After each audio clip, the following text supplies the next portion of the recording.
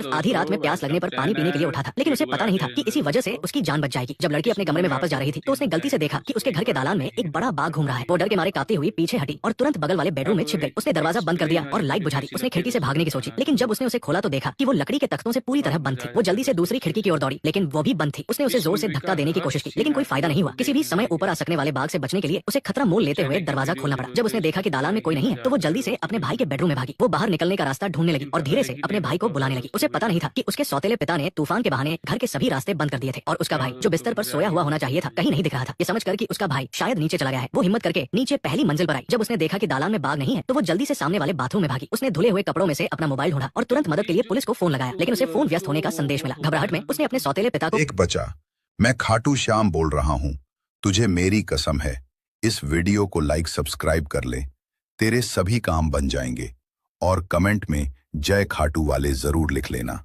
को फोन लगाया, लेकिन उनकी घंटी उनकी कार में बज रही थी। वो उस समय एक बार में आराम से शराब पी रहे थे। लड़की को कुछ भी पता नहीं था और वो पुलिस की प्रतीक्षा करने लगी कि वे उसके सौतेले पिता के फोन का जवाब देंगे। तभी उसने अपने सिर के ऊपर से कुछ चलने की आवाज सुनी। जब उसे पता चला कि बाघ ऊपर चला गया है तो उसने धीरे से दरवाजा खोला और धीरे से अपने भाई को बुलाया, लेकिन तभी पीछे से एक दहाड़ सुनाई दी। उसने देखा कि सीढ़ियों के मोड़ पर बाघ खड़ा था। वो घबराकर दरवाजे की ओर भागी और पूरी ताकत से लकड़ी के तख्ते से टकराई। फिर उसने अपने पैरों से लगातार लात मारी, लेकिन वो तख्ता नहीं खुला। इस आवाज से बाघ का ध्यान उस पर चला गया। वो तुरंत उठकर बगल के कपड़े धोने वाले कमरे में भागी और खिड़की के बाहर लगे तख्ते को धकेलने की कोशिश करने लगी। जब उसने देखा कि तख्ता थोड़ा ढीला हो गया है तो उसने तुरंत बगल से एक इस्त्री उठाई और उस पर जोर जोर से मारने लगी। तभी बाघ दरवाजे पर आ गया और उसे लगातार धक्का देने लगा। जब उसने देखा कि दरवाजा बस टूटने ही वाला है तो उसने तुरंत कोने में पड़े कूड़ेदान को जमीन पर उल्टा कर दिया, उस पर खड़ी हुई और वेंटिलेशन पाइप की ओर